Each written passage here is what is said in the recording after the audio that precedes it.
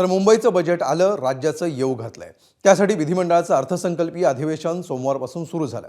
नागपूरच्या हिवाळी अधिवेशनासारखाच यावेळी देखील विरोधी पक्षनेता निवडीचा मुद्दा विरोधकांनी लावून धरलाय। पण भाजप काही त्याला दाद देत नाही असं वाटत असतानाच आता सत्ताधाऱ्यांचा एक नवा प्रस्ताव उजेडात आलाय। राज्यसभा बिनविरोध करायची आणि ठाकरेंच्या शिवसेनेची कोंडी करायची असा हा दुहेरी प्लॅन असल्याचं बोललं जात आहे। नेमकं काय घडतंय बघूया या स्पेशल रिपोर्टमध्ये। लोकशाहीत जे विरोधी पक्षनेत्याला स्थान आहे विधिमंडळात तेवढं टाळून बाकी सगळे उद्योग करायचे। विरोधकांना एकत्र बसण्याची जागाच उभ्या विधिमंडळात कुठे उपलब्ध करून दिलेली नाही। वरती विरोधी पक्षनेता नाही, खालती विरोधी पक्षनेता नाही। एवढं बहुमताचं सरकार असताना विरोधी पक्षनेत्याची एवढी भीती का असावी भाजपला, हा प्रश्न आहे। विधिमंडळाच्या हिवाळी अधिवेशनापासून विरोधी पक्षांनी लावलेला हा घोषा अजूनही कायम आहे। पण सरकार, विधानसभेचे अध्यक्ष आणि विधान परिषदेचे सभापती त्यांचं काय ऐकायला तयार नाहीये। त्यातच आता सरकार विरोधी पक्षनेत्याच्या बदल्यात एक राजकीय सौदा करण्याच्या पवित्र्यात असल्याचं समजतंय। राज्यसभा निवडणूक बिनविरोध झाली तरच विरोधी पक्षनेता निवडला जाईल अशी अट भाजपने टाकल्याचं सूत्रांकडून समजतंय। अर्थात विधानसभेत नाही तर विधान परिषदेपुरताच हा प्रस्ताव असल्याची माहिती आहे। त्यातही काँग्रेसचे सतेज पाटील यांच्या नावाला सत्ताधाऱ्यांकडून पसंती असल्याची कुजबूज आहे।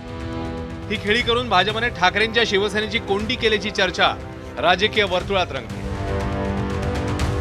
विधान परिषदेत महाविकास आघाडीचे सध्या 15 आमदार आहेत। यात ठाकरेंच्या शिवसेनेचे 6, काँग्रेसचे 6 आणि शरद पवारांच्या राष्ट्रवादीचे 3 सदस्य आहेत। मे महिन्यात उद्धव ठाकरेंसह तिन्ही पक्षाच्या प्रत्येकी एका आमदाराचा कार्यकाळ संपणार आहे।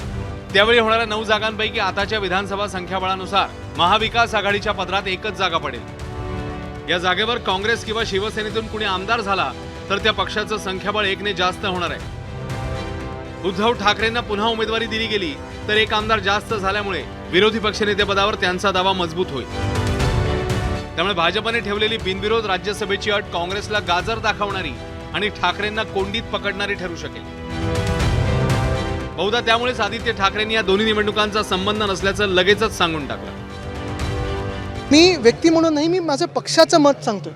व्यक्ती म्हणून अर्थात आदर आहेच, पण पक्ष टू पक्ष विचार केला, जर आम्ही काँग्रेस असो मग राष्ट्रवादी असो हे सगळे जर पक्ष म्हणून विचार केले तर मी माझ्या पक्षाचं बोलणार आणि मी माझ्या पक्षाचं मत तिथे मांडत आहे, ते त्यांच्या पक्षाचं मत मांडत आहेत, काँग्रेसच्या पक्षाचं मत मांडत आहे।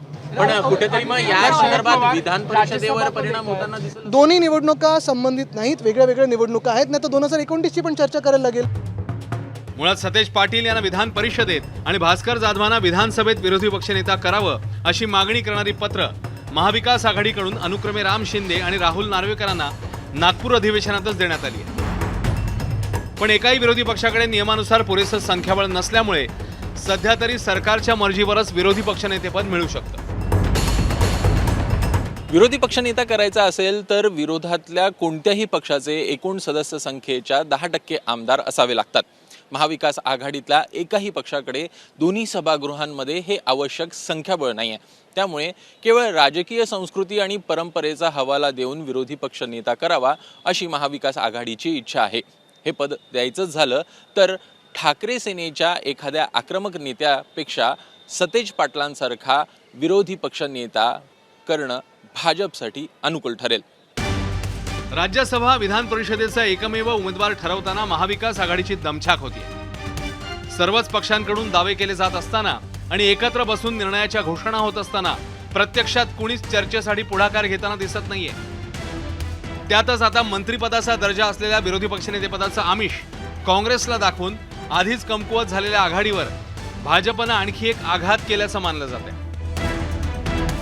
अभिषेक मुठाळसह ब्युरो रिपोर्ट, एबीपी माझा।